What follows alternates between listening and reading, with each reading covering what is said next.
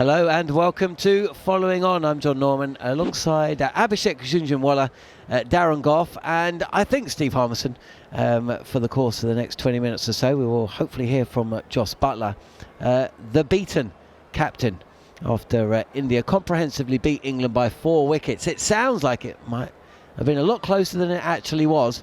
England bowled out for 248 and India chasing down those runs inside 39 overs. There were runs for Shreyas Iyer as well as Axar Patel, 250s there, and 87 from Shubman Gill, who fell just short of what would have been a deserved century, fighting a cramp as much as the England bowlers. When England batted, well, they got off to a terrific start. 75 without loss, with both Phil Salt and Ben Duckett laying waste to the Indian opening bowlers. But you're never too far away from a little collapse when England are batting, and so it proved. Not once, but twice. 3 wickets falling for 2 runs. And then later in the day, when Jos Butler and Jacob Bethel combined with good effect, England subsiding 170 for 4, bowled out for 248. They did not bat their full 50. When India came out to bat, they lost 2 quick wickets themselves. Both openers gone with a score on 19. But from there on in, it was a little bit of a procession. Goughy, let's start with you. For the first 8 overs or so, we were thinking flat track, 300 on the board. This is looking good for England. Good toss to win. And then it all went horribly wrong. Well, it did, but to be fair, even at 30 overs down, 4 wickets down as well for England, I thought even then could get around that 290, 300 mark and would have been a more than competitive score for India to chase. But again, England patchy, got off to a good start, a run out, which was a disaster, by the way, and then the 3 quick wickets, and we just never recovered. We tried with Butler at the crease and Jacob Bethel, who were fantastic, both of them, but neither one of them went on, did they? Neither one of them went on and got that 80, 85 not out that would give us that another 20, 30, even 40 runs. Look, England are coming up against a team that on a 9 times out of 10 would have won the World Cup final on home soil, and they would have gone through the entire tournament undefeated. They are a brilliant side. They're actually missing Virat Kohli, who was going to play until he picked up a little knee injury yesterday. And there's no Jasprit Bumrah either. Arshdeep Singh didn't even make the side, nor did Abhishek Sharma. I mean, this is a ridiculous side. But England seem to be making the same mistakes that we commentated on in the T20 series, didn't they? Abhishek? Yeah, it's been the same story. Again, as we discussed earlier, there's no dearth of talent. There's plenty of talent in that batting order. It's just that they're not learning from the same mistake. They're repeating it over and over again. And by the 5th game, you would hope that someone, at least one of the batters, would do something different. But they haven't. I think Steve Harmison is going to be joining us as well. Harmy, who was wearing a Newcastle United shirt for the first 10 overs or so. Harmy, more than happy to talk football with you. Big result of the weekend. He took it off after 10 overs. I'm not sure why, but at least you have something to celebrate in the last 24 hours, Harmy, because look, it's always going to be a big test playing India in India. But after that start that England had, you just hoped that they would have gone on and at least made a little bit more of a contest than they actually did. Yeah, John, less said about the football at the weekend and more about the other night. With the bet, I took it off after 10 overs. Didn't want to disrespect the Arsenal fans too much. Our cricket fans, cricket lovers, were doing the I'll put it back on if I was back on the football, but not on the cricket. But hey, look, Phil Salt's, his run out was the turning point, and Abby's right. I mean, we keep making the same mistakes, but I mean, no matter what colour ball we use, we're making the same mistakes in all our cricket. And the Brendan McCullum way and the Brendan McCullum sort of mantra is, you know, we'll look forward, we'll move on to the next game, we'll stay positive, we'll try and be aggressive as we possibly can. If that's the case, we need some better players in there in that middle order. I said, and I don't know what Goughy thinks about this, but I said at the start, I don't think there's too many more, other than you probably would put Ben Stokes in it, that these are probably England's best players. But if they're going to keep performing the way they are and not being able to bat the 50 overs by going the aggressive way, we either need a change of game plan or a change of personnel, because it's happening far too frequent. This is, again, like I said, right at the end of the summing up with manners. This is 6 times we've played this in this series so far, and 6 times number 11 has had to walk out and face a cricket ball. In 20 over cricket, that's criminal. You can possibly get away with it in 50 over cricket by losing a few wickets at the end of a day, having a thrash, trying to get that little bit extra on your score. But we are making the same mistakes. We have been doing it in test matches. We are doing it now in one-day cricket. And where we go from here, I'm not so sure, because, you know, Joe Root's been brought in, Harry Brook, you know, a wonderful, wonderful player.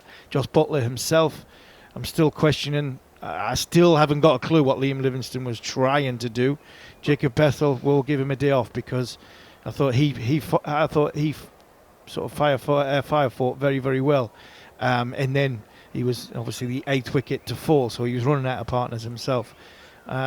This could be a dangerous and bleak few weeks for this white ball cricket team if they don't start playing a little bit smarter, if they don't think in a little bit of the situation rather than, actually, they bowled 5 good balls at me, so what I should do is listen to what Brendan McCullum is saying, run down the wicket and be positive. That's not being positive, that's being reckless. And I mean that, and being reckless, sometimes you look very, very silly, and I think some of the dismissals today were that.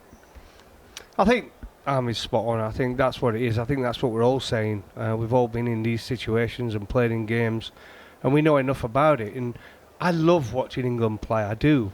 But to get consistency, especially in the longer format, Test cricket and 50 over cricket, you still need cricket intelligence. Today, when Shubman Gill and Shreyas were going, they weren't slogging. They weren't running and being reckless.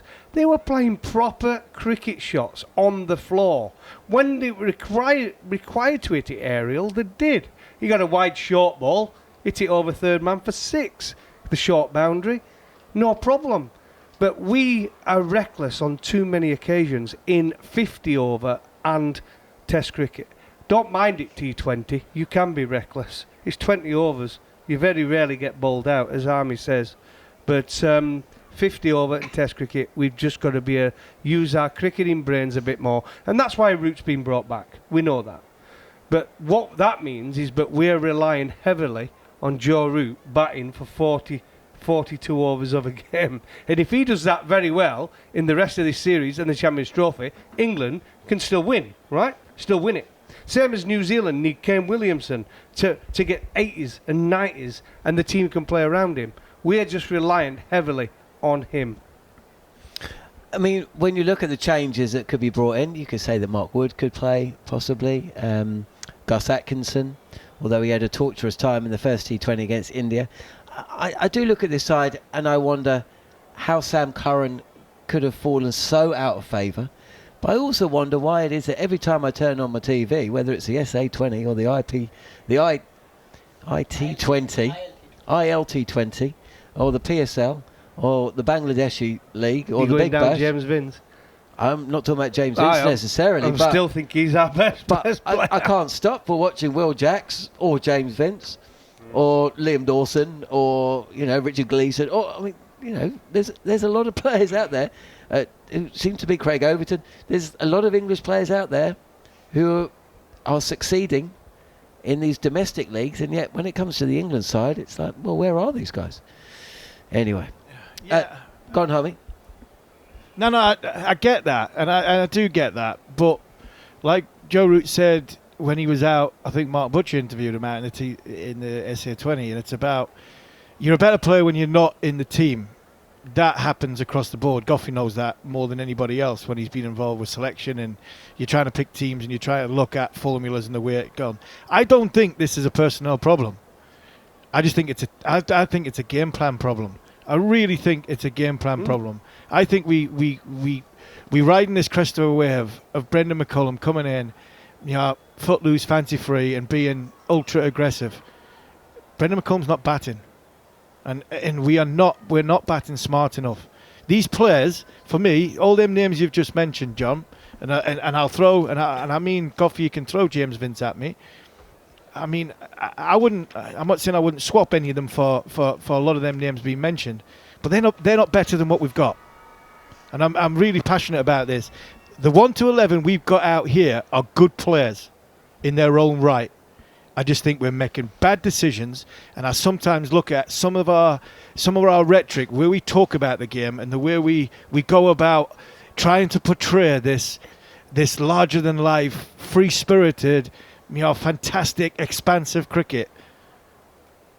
We're not producing it because we're making bad decisions at times against good bowlers in international cricket. These lads aren't in the Caribbean now whacking Matt Ford or Jaden Seals, Shafian Rutherford. They're trying to hit Mohammed Shami. Bumrah's not started yet. You look at the 3 or 4 spinners that are on here.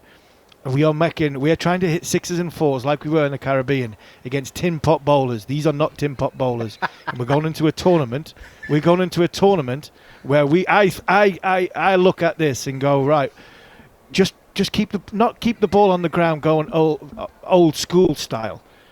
But for God's sake, just think about what you're trying to do in your decision making you're trying to have, and earn the right to score expansively. Don't just think, right, the ball 3 or 4 good balls, I'm going to run down a wicket and belt it, and hopefully it goes out the ground. At the minute, it's going up in the air. Can you throw inexperience in there as well then? Because, Ben Duckett's only played 16 ODIs. Phil Salt, and a wedge of those was back in 2016, They've been around a long time, John. Yeah, Ben but Duckett's playing he's been playing the game now 12 years. Well, he hasn't been playing international cricket for 12 years. Oh, he's played a Phil lot Salt, of cricket. 27 ODIs. We can't. Harry Brook, 20 but all ODIs. these players, We can't use that excuse. all these players we're talking about. Sorry to jump in. All these players we're talking about. If they weren't in the team, John, they would have been the names you just mentioned in the IL20 and the SA20 in the Bangladesh Premier League and the whatever Tinpot league is around the world. I'm sorry, I've used that word twice now, but all these players that you would leave out and bring in, that you're saying as inexperienced here, they're the names you'd have been mentioning if the shoe was on the other foot and we weren't performing again. So again, I come back. I don't think it's the player. I think it's it's the game plans we are trying to fulfill. They're just not working.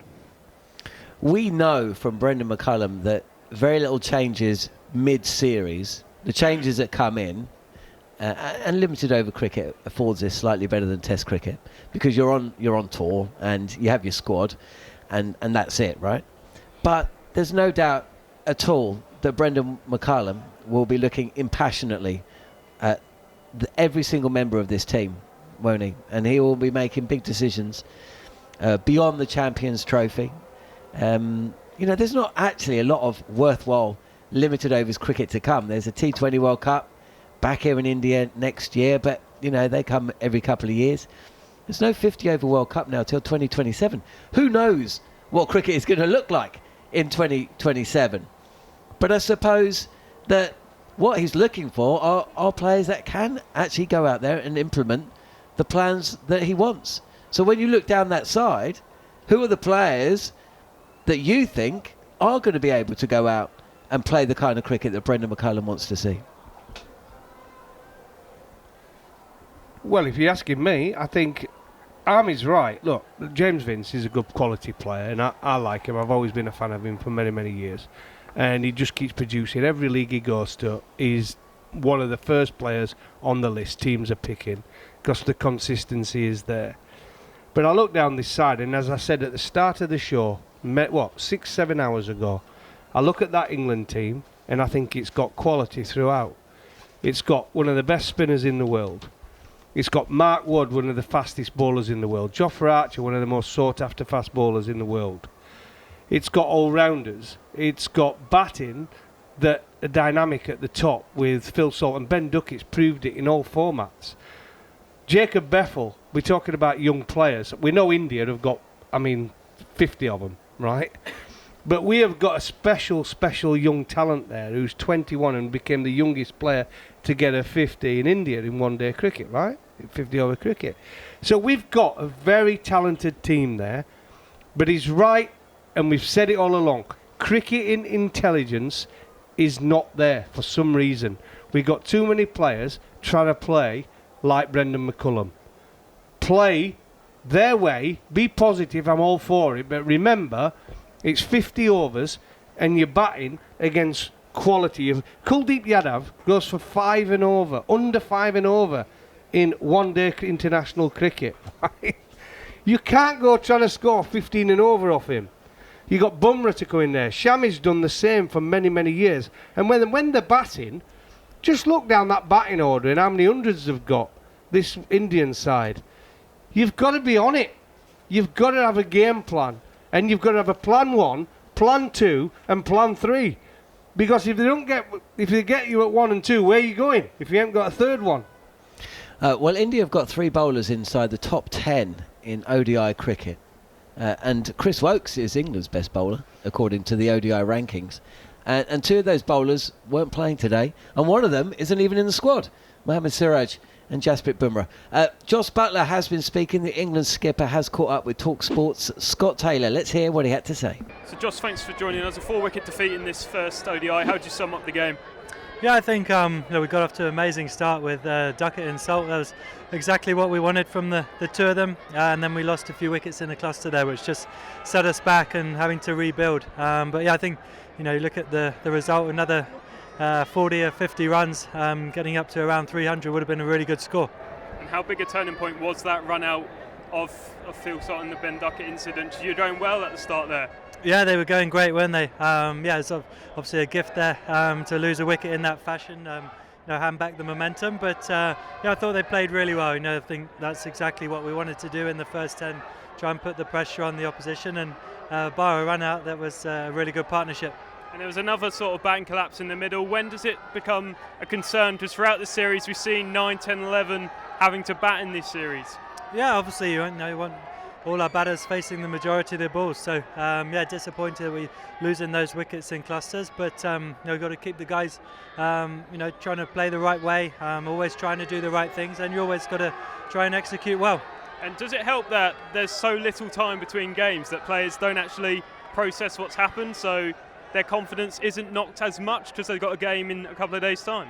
I think that's part of the coaching staff and the senior players, obviously trying to keep the momentum and the energy and positivity around the group. And like you say, learning quickly. Some of the guys haven't played loads of cricket out here, take a lot from it. Even someone like Jacob Bethel will gain so much experience from an innings like that. I thought he was really mature and worked his way through it. And like you say, get another chance in a few days. Yeah, and how big a learning curve was this to a lot of people who are slowly getting back into playing ODI cricket, as you say?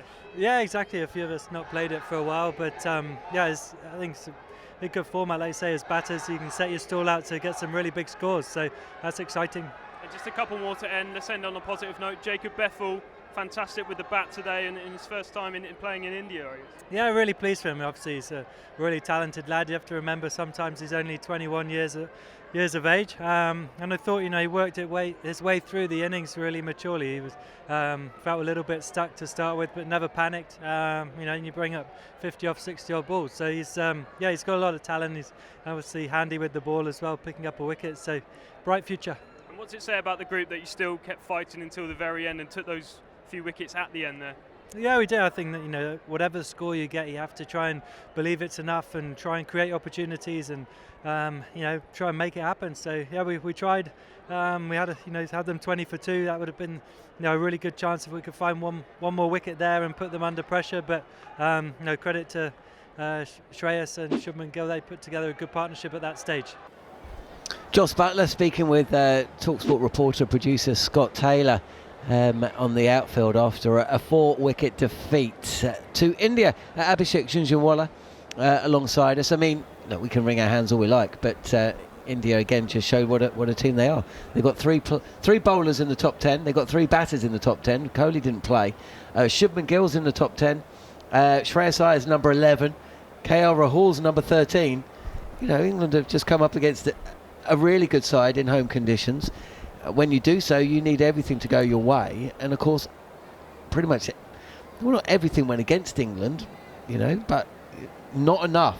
There wasn't enough from England today, and if you're not going to perform with the bat, only 2 players going past 50, you are not going to beat India in India. Well, absolutely not. You need at least 1 or 2 from the top 6 to go out there. At least one guy gets 100 and another guy gets a good 70, 80, and then you push that 300 mark. And on these conditions, on these pitches, you've got to get 300 if you're batting first. I think it was a good toss for England to win, and then to put up a score of 248 is just never going to be good enough against a very strong batting order. Yeah, the scorecard looks different. India's lost 6 wickets, but people who have watched the game knows that it was not even close, that game. It was far from close. India won it more comfortably than they should have. Way more comfortably. I totally agree. We're going to hear from Rohit Sharma very shortly, but there is something that Jos was asked about, and it's this. How important is it that England have played so little ODI cricket? Jos Butler hasn't played an ODI match since 2023. Joe Root hasn't played a 50-over game. Is there that much of a difference between 20-over and 50-over cricket? Well, I think that the thing is, though, the way England, they're trying to play 50 over like they play T20, and that's the issue in my mind.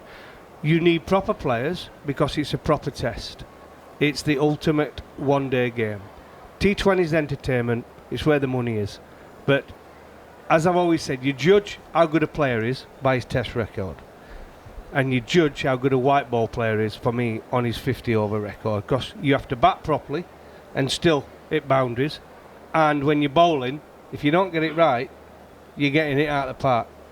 If you've got pace, you can take wickets. We saw today from Harshit Rana.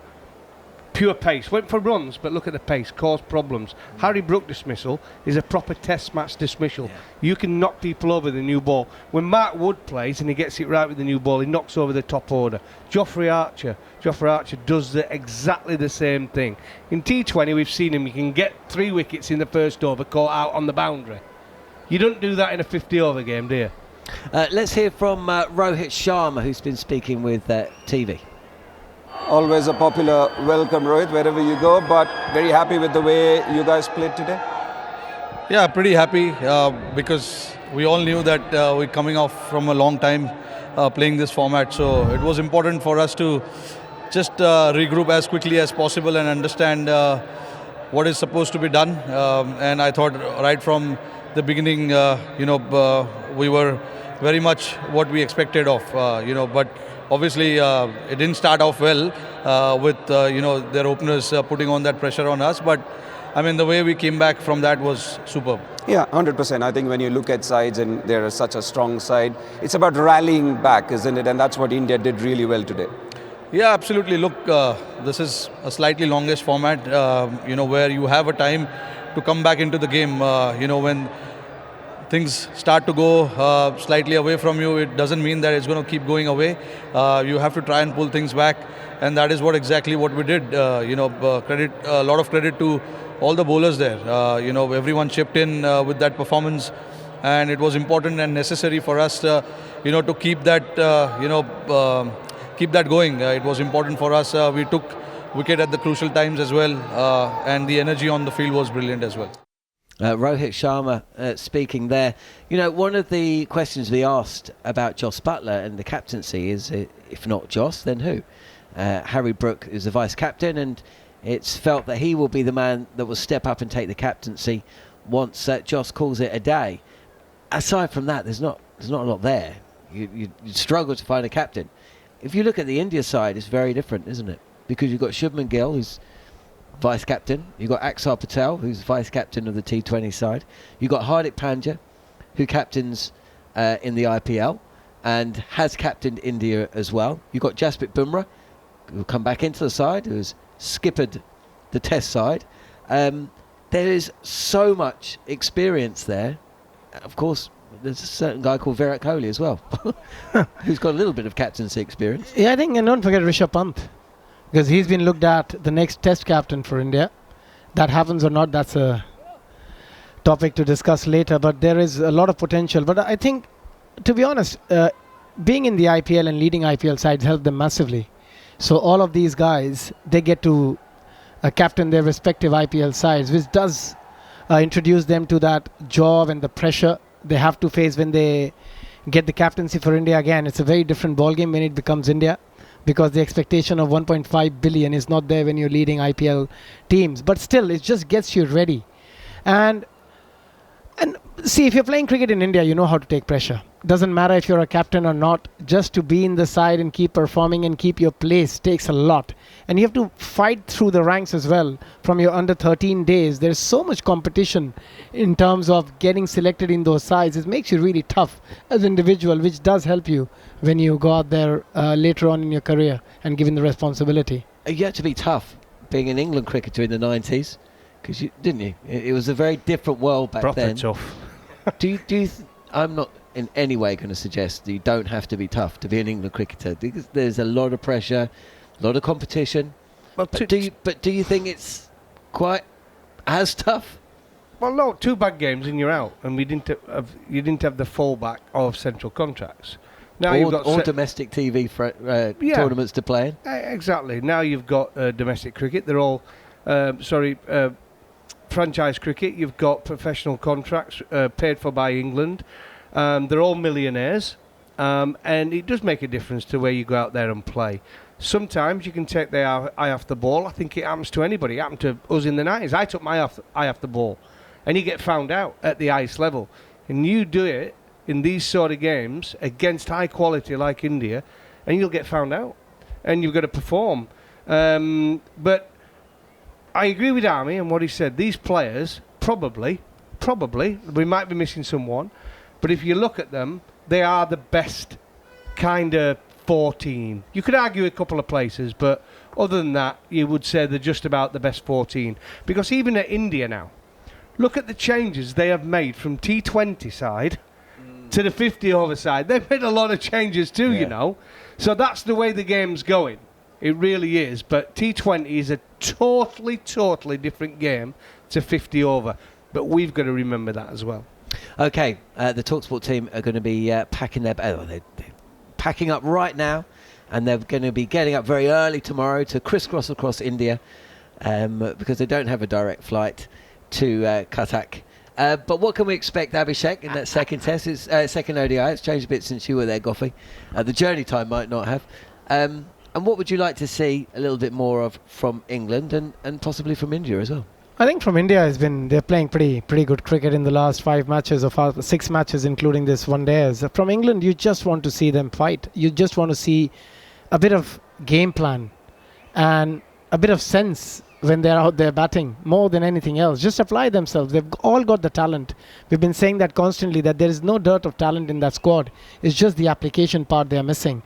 And it's just about doing it once. And once they get the hang of it, I'm sure they can do it repeatedly. It's just finding a way to apply themselves and what the situation demands. Because at the moment, they're doing exactly what they've been probably asked by the team management to play a certain brand of cricket. But even in that brand of cricket, as a cricketer, as a batter, once you're out there, McCullum or somebody else is not batting for you, you got to find your own game that suits the brand of cricket you've been asked to play, but also at the same time, make it low risk, where you cut down the chances of getting out. Goughy, same question. From England, just cricketing intelligence, like I said, the talent's there. We've got everything you need to win 50 over cricket matches. Don't get too disheartened. You are playing high quality. But if you want to win Champions Trophy, you want to win World Cups, you have to beat India. Simple. From India, I was blown away by some of the shots I saw today from some of those batters. They'll be a bit disappointed they finished 6 down. Like I said, it didn't. If you were to turn it on now, England got close there. It was an absolute cakewalk for India, that game. They'll want to carry on being ruthless. I think they'll change their side the next game. I think they'll want to give everybody a game, and for them it's just keeping winning, keeping confidence going into a major tournament that's just round the corner. Brilliant stuff. Well, talkSPORT will be back on Sunday for that second ODI. We get underway at the same time that we did today, 7 a.m. in the UK. Teams and toss at 7:30. The match getting underway at 8 o'clock. Big thanks to Abhishek for the 11th hour call. Great to have Goughy back in the comms box, and go well, our team in India. Scott Taylor leading from the front, Chetan Narula Steve Harmison and also Neil Manthorp. I'm Jon Norman. Big thanks to the production back here in the UK as well. We will be back on Sunday. That was a look back at the action thanks to Village Hotels.